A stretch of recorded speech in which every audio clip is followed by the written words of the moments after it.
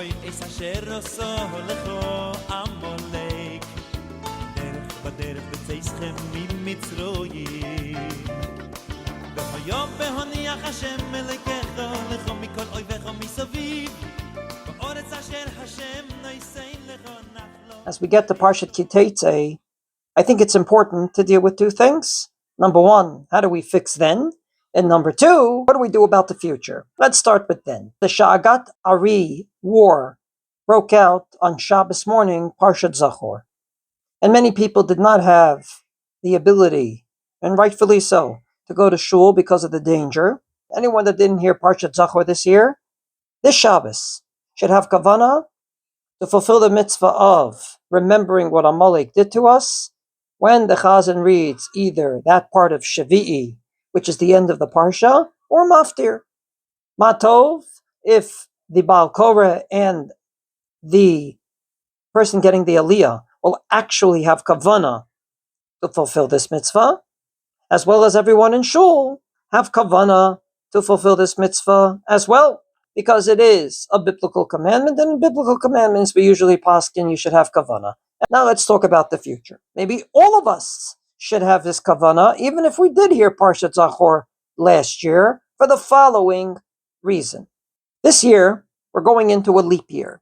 The Maharam Sheikh, his years 1807 to 1879, a Talmid Muvak of the Chasam Sofer, he actually was a Rav of two cities in which he actually had a yeshiva, and is very known for his war against the reform. He says that when you go into a leap year, you have to go ahead and have kavanah this Shabbos in Parshat Ki-Tetzei to fulfill the mitzvah of remembering Amalek for a very simple reason. The Gemara says in Meseches Brachos, "Eina meit mishtakech min halev ela lachar 12 chodesh." We have a year of mourning for a mother or father, and eventually we forget not our mother or father, but the mourning part of it, the anguish of it, after a year. And the Gemara brings a pasuk to anchor this. Nishkachti kemet milev. I have been forgotten like someone who passed away from the heart.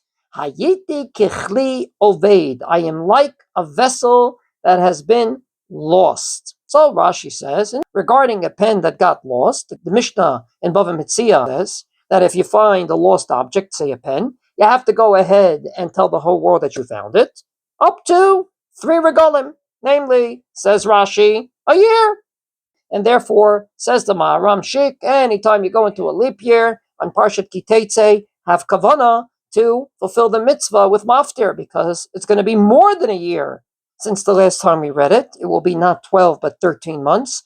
The Torah says not to forget, lo tishkach, and you can forget within a year, since it's going to be 13 months. Says the Maharam Sheikh, you better have kavanah on Ki-Tetzei, so a year won't go by and you will not forget. And thus, have kavanah.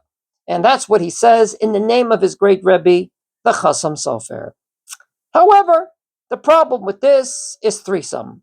The Chasam Sofer himself, in a tshuva in Even HaEzer, Chelek Gimel Siman Kuf Yotet, talks about this very question.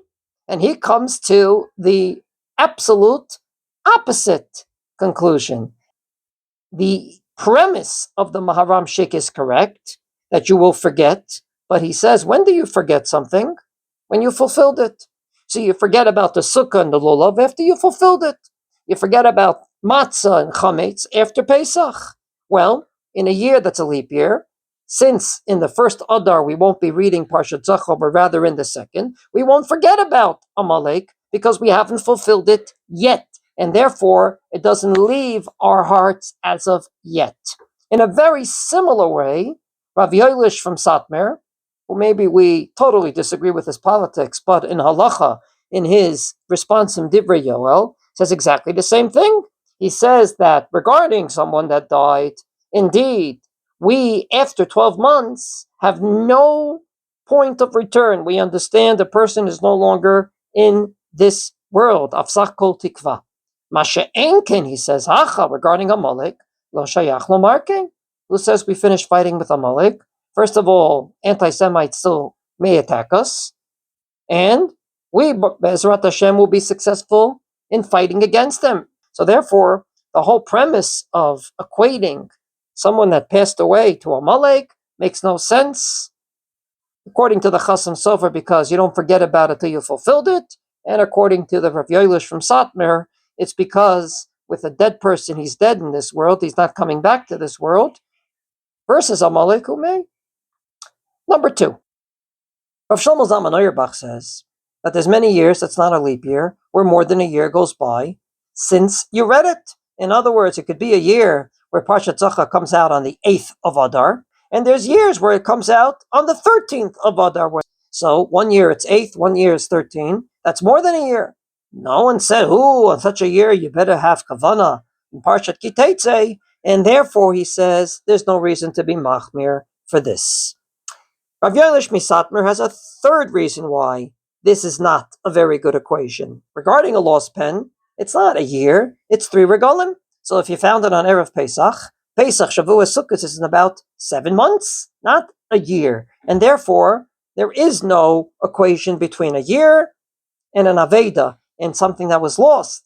The Sefer HaChinuch says that this mitzvah is once a year, or once every 2 years, or once every 3 years. So therefore, we're going to have it within that period of time, at least 3 years, not to mention 2. There's no reason to be machmir. And finally, 2 other points of view. The Sefer Charedim was written by Rav Elazar Azirki, who lived in Tzfat during the time of the Radbaz, Rav Yosef Karo, the Arizal, Rav Chaim Vital, a Talmud of the Maharibei Rav who gave him smicha, 1533 to 1600. He is known to us because he wrote one of the most known piyutim that every shul sings, and in the same nigun, Yedid Nefesh. He writes that according to the Rambam in the Smag with a Gimel, that's Rav Moshe Mikutzi, and the Rambam Maimonides, it's a mitzvah to remember Amalek every single day. And he brings a minhag. He says it's very well known that every time before you say Amen Yehishmei Rabbah, you say Ki Yad al Keska Mikachamala Hashem Amalek Midor Dor, the end of the Torah reading of Purim, the end of Parshas Beshalach, and then you say Yemen Yehishmei Rabbah to fulfill this mitzvah every day. What do we do before Purim? We fulfill this mitzvah publicly with a Sefer Torah, but every day we fulfill this mitzvah. So therefore, there's no reason to worry about a leap year.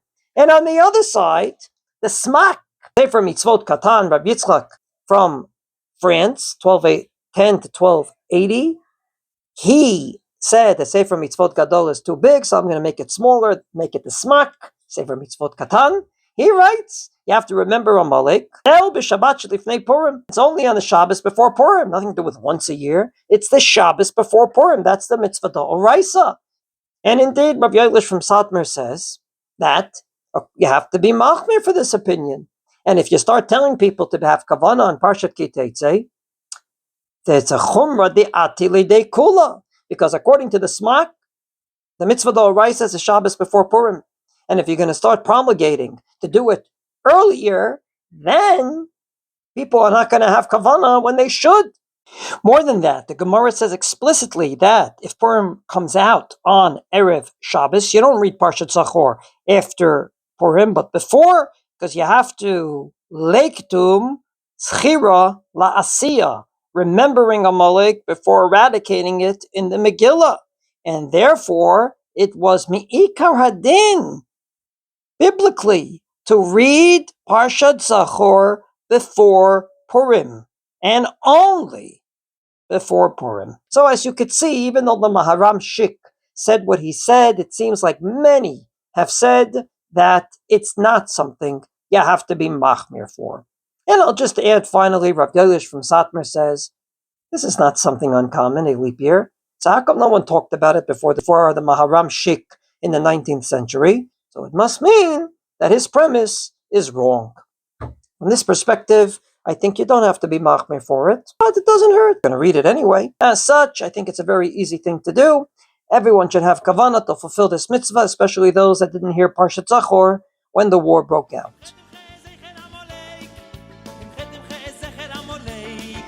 מתחת השמיים